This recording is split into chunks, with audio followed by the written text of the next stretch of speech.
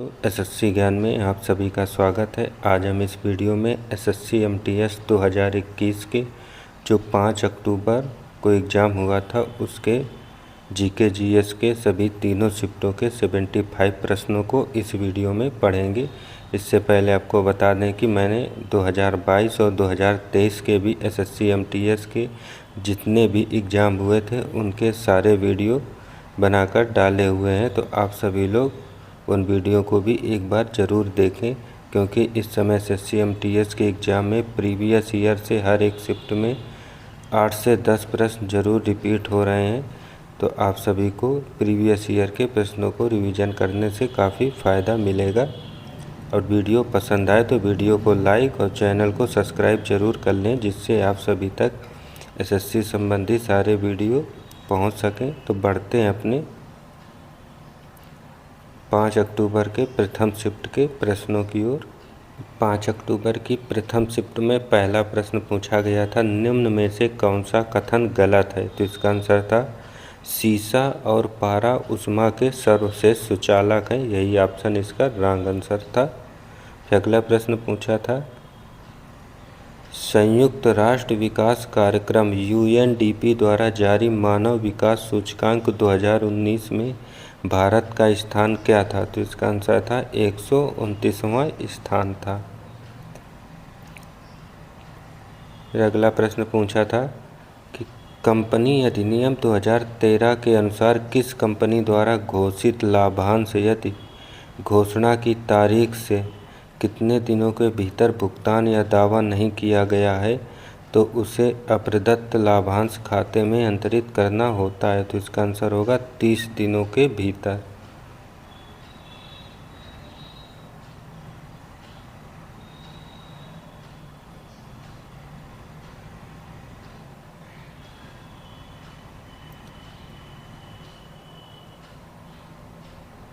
फिर अगला प्रश्न था, माता पिता और वरिष्ठ नागरिकों के भरण पोषण और कल्याण विधेयक 2007 द्वारा निर्धारित बच्चों की ओर से माता पिता को देय कितनी मासिक भरण पोषण राशि को माता पिता और वरिष्ठ नागरिकों को भरण पोषण तथा कल्याण संशोधन विधेयक 2019 द्वारा हटा दिया गया?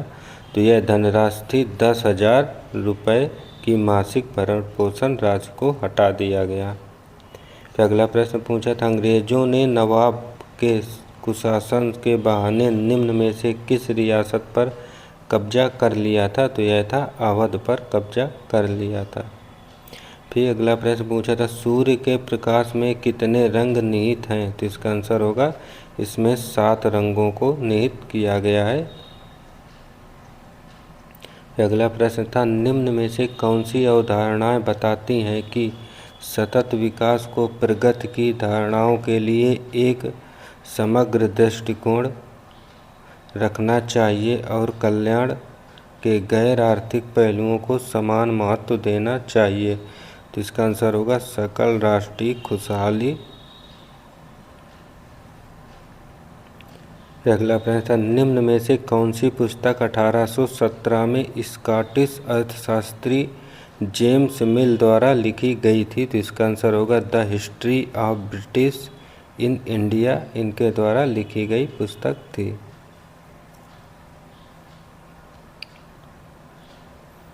फिर अगला प्रश्न था, निम्न में से कौन सा एक पेशेवर फुटबॉल खिलाड़ी है? तो इसका आंसर था सादियो माने, जो है एक प्रसिद्ध फुटबॉल खिलाड़ी हैं। फिर अगला था, स्वदेशी आंदोलन से प्रेरित होकर किसने भारत माता की अपनी प्रसिद्ध छवि को चित्रित किया, जिसमें उन्हें एक तपस्विनी आकृति के रूप में चित्रित किया गया है? तो यह थे अवनींद्रनाथ टैगोर। अगला था, निम्न में से कौन सी बर्फ पोषित नदी है? तो इसका आंसर होगा यमुना, जो है बर्फ पोषित नदी के अंतर्गत आती है। फिर अगला प्रश्न था, वर्ष 1878 में ब्रिटिश भारत में निम्न में से कौन सा एक्ट अधिनियम किया गया था? तो इसका आंसर होगा देसी प्रेस अधिनियम किया गया था।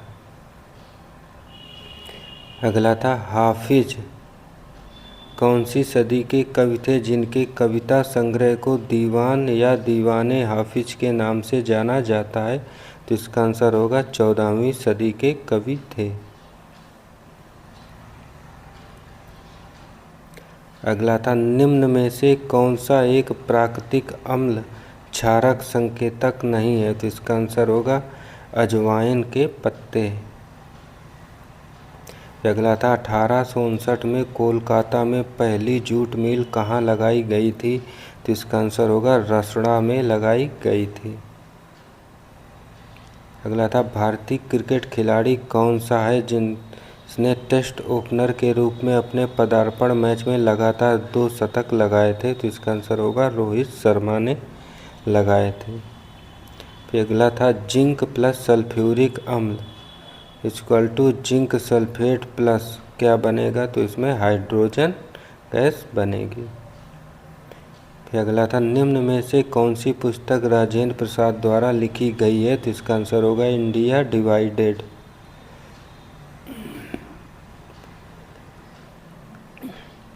फिर अगला था, कुर्ग का कोडव समुदाय किस त्योहार के दौरान हथियारों की पूजा करता है? तो यह है कैलपोद त्योहार के दौरान यह हथियारों की पूजा करते हैं कोडव समुदाय के लोग। अगला था, पश्चिम बंगाल में बक्सा बाघ संरक्षित क्षेत्र को वर्तमान में चल रहे कौन से खतरा है? तो इसका आंसर होगा डोलोमाइट खनन से इसे खतरा है। निम्न में से कौन सी बीमारी प्रदूषित पानी पीने के कारण नहीं होती है? तो इसका आंसर होगा रेबीज नामक बीमारी नहीं होती है, बाकी टाइफाइड, मेनिंजाइटिस और कॉलरा सभी प्रदूषित पानी से होने वाली बीमारियां हैं। फिर अगला था, कामाख्या मंदिर कहाँ पर स्थित है? तो यह गुवाहाटी असम राज्य में स्थित है कामाख्या मंदिर। अगला था, भारतीय रिजर्व बैंक के बारे में कौन सा कथन गलत है? तो इसका 1929 में हिल्टन यंग कमीशन ने एक केंद्रीय बैंक की स्थापना की संस्तुति की जिसे भारतीय रिजर्व बैंक कहा जाता है। यही ऑप्शन गलत है क्योंकि भारतीय रिजर्व बैंक अधिनियम 1934 के तहत इसकी स्थापना की गई थी और भारतीय रिजर्व बैंक ने 1935 में अपना कार्यभार शुरू किया था। ये अगला था, अरुणाचल प्रदेश की गालो जनजाति का एक ऐसा त्यौहार है जिसे प्रतिवर्ष अप्रैल में मनाया जाता है। तो यह त्यौहार है मोपिन, जिसे अरुणाचल प्रदेश में गालो जनजाति द्वारा मनाया जाता है। और इस शिफ्ट का अंतिम प्रश्न था, प्लासी के युद्ध के बाद बंगाल का नवाब किसे बनाया गया? तो यह होगा मीर जाफर को बनाया गया था। तो ये थे प्रथम शिफ्ट के 25 प्रश्न। वीडियो को लास्ट तक ज़रूर देखें और वीडियो पसंद आ रहा हो तो वीडियो को आप लोग लाइक ज़रूर कर दिया करें और चैनल को सब्सक्राइब, जिससे आप सभी को जीएस संबंधी सारे वीडियो मिल सकें। तो बढ़ते हैं अपने सेकेंड शिफ्ट के प्रश्नों की ओर। सेकेंड शिफ्ट में पहला प्रश्न है, लिट्टी चोखा निम्न में से किस राज्य का प्रसिद्ध व्यंजन है? तो इसका आंसर होगा बिहार राज्य का यह एक प्रमुख भोज्य पदार्थ है। अगला था, 22 जुलाई 2020 को किसे अंतर्राष्ट्रीय रेलवे सुरक्षा मंच के उपाध्यक्ष के रूप में नामित किया गया था? तो इसका आंसर होगा अरुण कुमार को नामित किया गया था।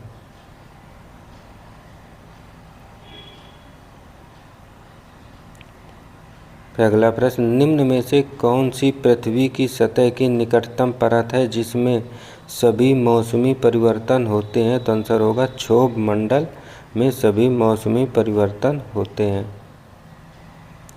अगला है, 1751 में द सीज ऑफ अकार्ट में कौन सी विजय हुआ था? तो आंसर होगा इसमें अंग्रेजों की विजय हुई थी।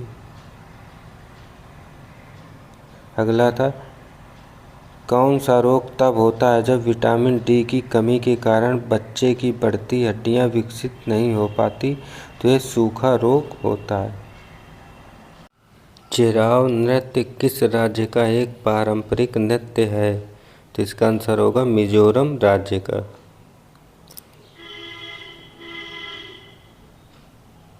फिर अगला प्रश्न था 22 जुलाई 2020 को अभिनेता सोनू सूद ने नौकरी खोजने और विशिष्ट नौकरी प्रशिक्षण का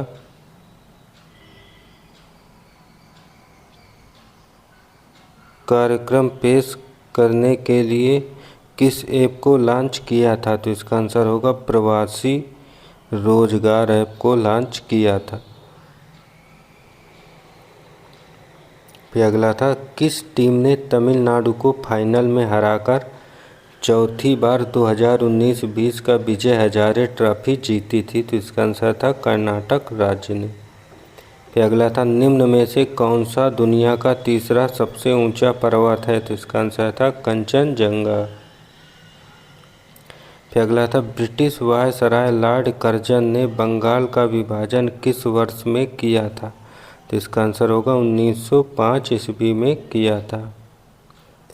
फिर अगला था भारत के राष्ट्रीय अभिलेखागार की स्थापना किस वर्ष की गई थी? तो इसका आंसर था 1891 ईस्वी में की गई थी।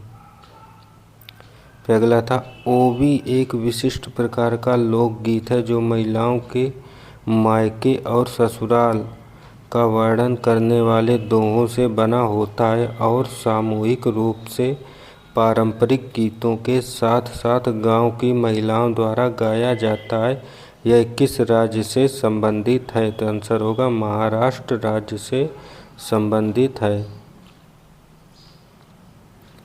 अगला था निम्न में से किस उपकरण का उपयोग विद्युत प्रवाह के मापन के लिए किया जाता है, चाहे वह निर्दिष्ट धारा हो या प्रत्यावर्ती धारा? तो आंसर होगा अमीटर का प्रयोग। अगला था मानव शरीर की सबसे छोटी हड्डी कौन सी होती है? तो आंसर होगा स्टेपीज हड्डी होती है। अगला था 15 जुलाई 2021 तक प्राप्त जानकारी के अनुसार अंतर्राष्ट्रीय मुद्रा कोष के मुख्य अर्थशास्त्री का नाम क्या है? तो आंसर था गीता गोपीनाथन। फिर अगला था सेम पुस्तक के लेखक कौन है? तो इसका आंसर था सलमान रुश्दी। फिर अगला था बजट 2019-20 के अनुसार निम्न में से कौन सा भारत सरकार की आय का एकमात्र सबसे बड़ा स्रोत है जिसका प्रत्येक अर्जित रुपये में 21 पैसे का योगदान है? तो आंसर था निगम कर। फिर अगला था किस पठार गारो हिल्स, खासी हिल्स और जयंती हिल्स में उपविभाजित है जिसका नाम इस क्षेत्र में रहने वाले जनजातीय समूहों के नाम पर रखा गया है? तो आंसर होगा मेघालय पठार। फिर अगला था इक्थियोलॉजी किससे संबंधित है? तो आंसर होगा मछलियों के अध्ययन से संबंधित है। फिर अगला था पूजा ढांडा को 2019 का अर्जुन पुरस्कार किस खेल के लिए दिया गया था? तो आंसर होगा कुश्ती खेल के लिए। फिर अगला था हड्डी के घनत्व और सामर्थ्य के ह्रास को क्या कहा जाता है? तो आंसर होगा ऑस्टियोपोरोसिस कहा जाता है। फिर अगला था भारत के संविधान का कौन सा भाग नागरिकों के कर्तव्यों से संबंधित है? तो आंसर होगा भाग 4A।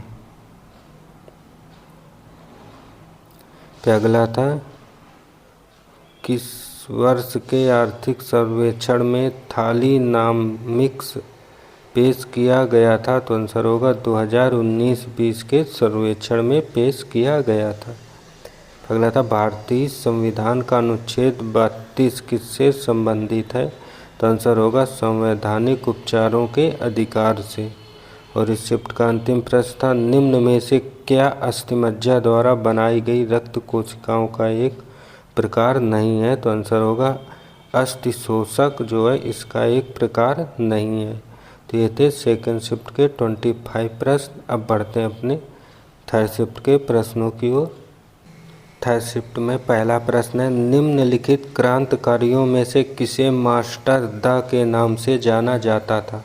तो इसका आंसर होगा सूर्यसेन को जाना जाता है।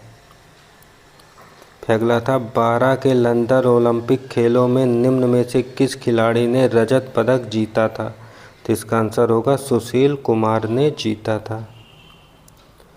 फिर अगला था सूफी परंपराओं के संदर्भ में समा शब्द का अर्थ क्या है?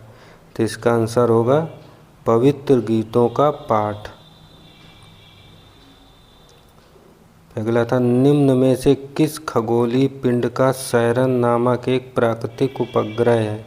तो इसका आंसर होगा प्लूटो का एक प्राकृतिक उपग्रह है सैरन। अगला था 31 जुलाई 2020 तक की स्थिति के अनुसार निम्न में से किस राज्य में राज्य विधानसभा में एक उच्च सदन था? तो आंसर होगा कर्नाटक राज्य में। फिर अगला था निम्न में से कौन सा कारक मैड हार्टर रोग नामक रोग के लिए जिम्मेदार है? तो आंसर होगा पारा विषाक्तता।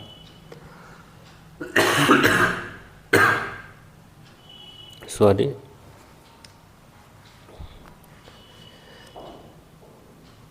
फिर अगला था निम्न में से कौन सी नदी कर्नाटक में कुंचिकल जलप्रपात बनाती है? तो इसका आंसर होगा वराही नदी। फिर अगला था रिकेट्स नामक रोग में शरीर का निम्न में से कौन सा अंग प्रत्यक्ष तौर पर प्रभावित होता है? तो आंसर होगा हड्डियां।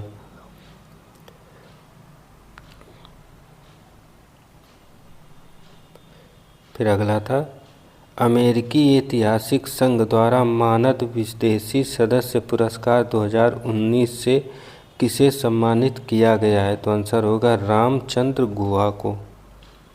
फिर अगला था भारतीय अर्थव्यवस्था का निम्न में से कौन सा क्षेत्र 2019-20 के दौरान भारत में प्रत्यक्ष विदेशी निवेश का दूसरा सबसे बड़ा प्राप्तकर्ता था? तो आंसर था कंप्यूटर सॉफ्टवेयर और हार्डवेयर।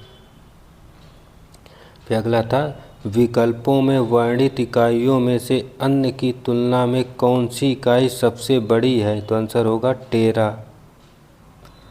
फिर अगला था भारतीय संविधान के निम्न में से किस अनुच्छेद में यह वर्णित है कि संसद के पास संघ सूची में शामिल किसी भी मामले के संबंध में कानून बनाने का विशेष शक्तियां हैं?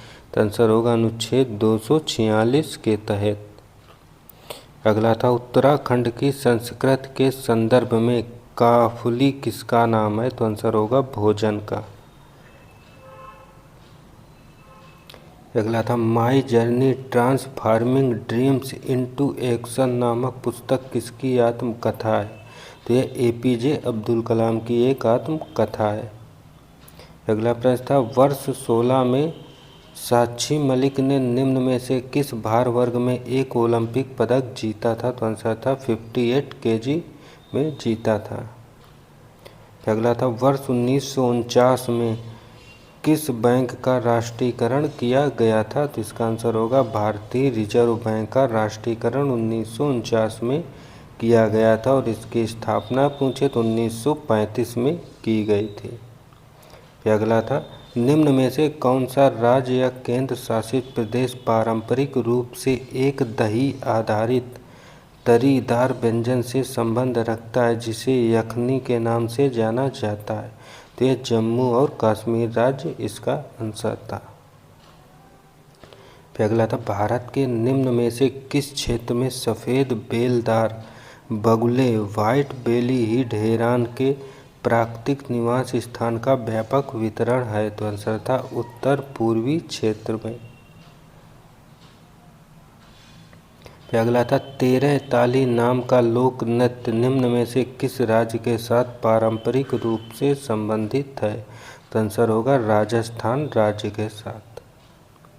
अगला था गुप्त प्रशासन के संदर्भ में विधि शब्द किसको संदर्भित करता है? तो इसका आंसर था प्रशासनिक इकाई को। अगला था भारत के निम्न में से किस राज्य में बन्नी नस्ल की भैंस मुख्य रूप से पाली जाती है? तो इसका आंसर होगा गुजरात राज्य में। अगला था 31 जुलाई 2020 तक की स्थिति के अनुसार भारत के कारपोरेट मामलों के कैबिनेट मंत्री कौन थे? तो इसका आंसर होगा निर्मला सीतारमण। फिर अगला था मानविकी के लिए 2019 का इन्फोसिस पुरस्कार किसे प्राप्त हुआ था? तो इसका आंसर था मनु वी देवन को दिया गया था। और इस शिफ्ट का अंतिम प्रश्न था हर 5 साल में की जाने वाली शेरों की जनगणना के अनुसार जून 2020 में गुजरात के गिर वन क्षेत्र में एशियाई शेरों की संख्या बढ़कर कितनी हो गई है? तो इसका आंसर था 674 शेरों की संख्या हो गई है। तो ये थे थर्ड शिफ्ट के 25 प्रश्न और सभी शिफ्टों के 75 प्रश्नों का वीडियो। अगर वीडियो पसंद आया तो वीडियो को लाइक ज़रूर करें और आप सभी लोग चैनल को सब्सक्राइब कर लें, जिससे आप सभी तक ऐसे ही वीडियोस जीके जीएस संबंधी पहुंचते रहें। तो मिलते हैं अपने अगले वीडियो में, तब तक के लिए सभी को नमस्कार, जय हिंद।